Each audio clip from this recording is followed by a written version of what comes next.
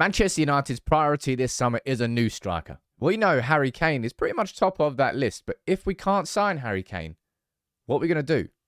Rasmus Hojlund is a name that has cropped up this week after The Athletic confirmed that Man United are in talks with Atalanta over a potential deal for him. So who is Hojlund? I'm going to run through the full story here of all the reports and all the links, where they started, how reliable they are. We're then going to take a look at the profile of Rasmus Hojlund. How could he fit into Manchester United? How does he compare to Harry Kane?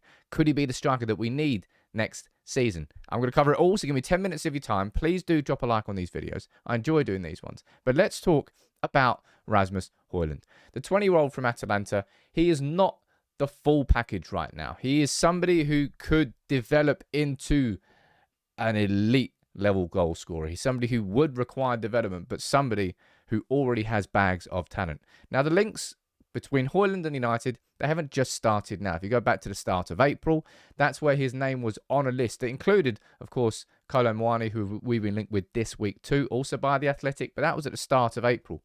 Fast forward there to the 20th of April, where the Mirror, they're saying that Hojlund is on a list of strikers that United are looking at. And again, you fast forward to the 26th of April here, Samuel Luckhurst from the Manchester Evening News now saying that he is on a list of strikers. It includes Gonzalo Ramos. I wouldn't really put Mohamed Kudus from Ajax down as a striker per se, but an attacker. One of many names that have been linked. And geez, you know that board. If I turn that board around, it's got, I don't know how many names it's already got on it so far. But this is not the first time that we've been linked to him. Now, Paul Hurst from the Times here, this was back in 19th of May, saying, look, United could actually sign 2 strikers this summer, which in an ideal situation we would do. And in that situation is where I think signing of him would be perfect. And I'll explain that. But then we get to the main part of the story, that the links that have happened this week from The Athletic confirming that United have held talks over a potential deal for Rasmus Hojlund and also Kolo Muani from Eintracht Frankfurt.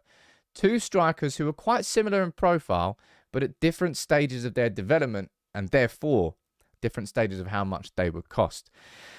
Now, he's actually going to be changing agents quite soon to be represented by the same agency that represents Erik ten Hag, which would make conversations simpler for sure, because the direct route and line of communication is there. John Murtough, he's already held talks with Atalanta over a potential deal for him. So the talks are really happening. Not just between United and Atalanta, not just between United and his representatives, according to Samuel Luckhurst from Manchester Evening News, directly between Ten Hag and Hojlund. We made this graphic yesterday, which is just it's a hilarious. That's just Ten Hag having a cheeky FaceTime call with Rasmus Hojlund. All jokes aside, it's not the first. The links that have come this week that haven't just popped up out of nowhere. United have had a list of strikers clearly in the background that we've been working on. Now, the top of that list may well be Harry Kane, and maybe Victor Osimhen will be second, but the Osimhen's overpriced. Maybe not.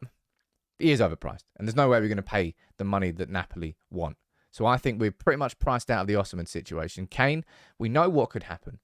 Spurs might just say, no, we're not selling to a Premier League club. We would rather lose him on a free, which I would be surprised at. But the thing about Hojlund is this, and that's why I pulled this one up as the last sort of report to look into. Samuel Luckhurst from the Manchester Evening News saying that he's been identified as an attainable target, with United working under the working under the assumption that Tottenham will not sell Harry Kane. And that's where I think we need to have questions and discussions around Hojlund's position. In an ideal world and situation, it would be Kane plus Hojlund, Kane plus Thuram, Kane plus another young, up-and-coming and developing striker. I would have question marks about whether it would be a risk, I would say, to sign Rasmus Hojlund as the only striker that we go for. Now, let's run through some of his stats now, his numbers, his career development, and we can compare him to Kane and Muani, and why I'm having this conversation, why I think we should be having this conversation. Look, take a look at his career so far. He is a out-and-out centre forward. Got 8 goals and 4 assists in Serie A this season. It's not the most prolific returns, but as I said, he is a striker who is developing. And that's probably the most important thing to understand about this. He's 20. He, according to how we perceive attackers, he's what, 6 years off his peak? I think you'd say that attackers peak around 26, 27, don't you? Or maybe it changes these days. I have no idea.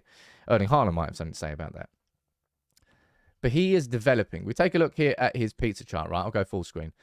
Obviously, how pizza charts work, the higher the number, the higher the percentile compared to other strikers in the top 5 leagues. So he's in the 89th percentile for recoveries in the opposition half. It's an interesting stat there straight away. 73rd. Look, we look at his best ones. Take on attempted. He's good with dribbling. He's good with the ball at his feet. That's something you definitely watch for him. He's got a real blend of power, pace, and ability with the ball at his feet. He is and could develop into a real star.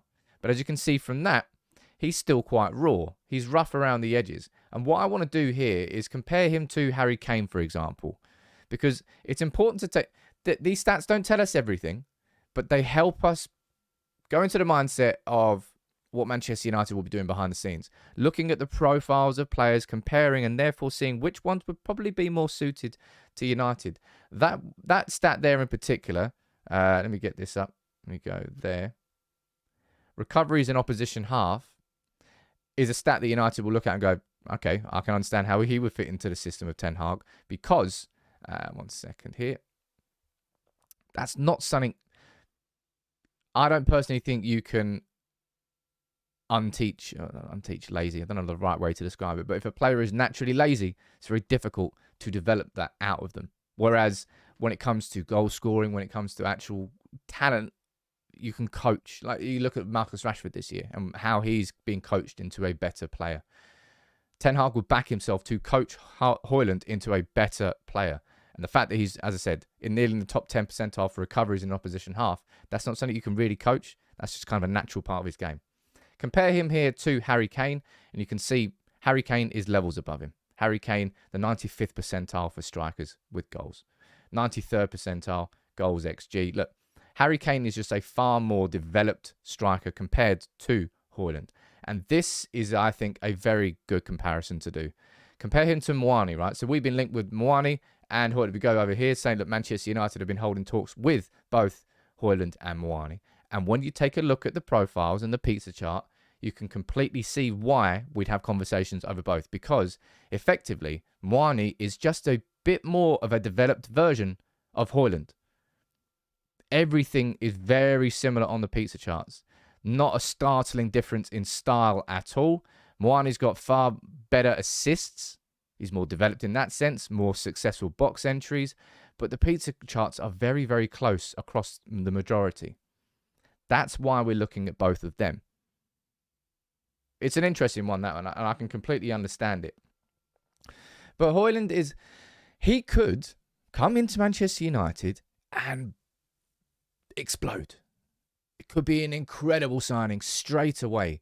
But at 20 years old, I think that would be an unrealistic expectation. It would be a hope and a desire, but it will be an unfair expectation at this point in his career. And that's why I talk about comparing him to Harry Kane. This idea that Hojlund could be an alternative to Kane, of course he could be. But it's one that would have to come with developments and have to come with patience. Because he would have to build himself in to become Harry Kane. That would be the concept, right? Of course. Become as lethal as Harry Kane in front of goal. Become that goal-scoring sensation. He's got all the attributes. The physique is there. As I said, I'm looking at that natural stat of the recoveries in the opposition half as a real positive to his game because that's something that Ten Hag will look at.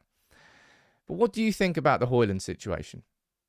Price-wise, I think you're looking at somewhere in the region of 40 to 60 million euros, depending on... Well, if you look at how much we paid for Ahmad from Atalanta, I think that was a fee that rose to about £38 million. Now, we haven't paid all of that up front, but if he does as well as they hope he will, then we will pay that overall. But Hojlund strikes me as somebody who could come in. I would love him to come in alongside Kane. Those two dovetailing would be incredible, and our striking situation would be sorted. Somebody right now, and somebody who has all the quality and can develop alongside Kane. It will be the perfect situation. But to bring him in as the sole striker, it could work. It absolutely could, right? Age is just a number. And I would trust Ten Hag and his coaches to develop him into an even better player than he is. But I'd have concerns. I definitely have concerns. You can let me know what you think in the comments below. Certainly a great talent. Certainly one to watch, and one that I think we're going to have to do a full scouting report on. But I hope you've learned a little bit more about his game. I hope you understand the full story of the transfer now. So make sure you drop a like on the video. I'll see you soon.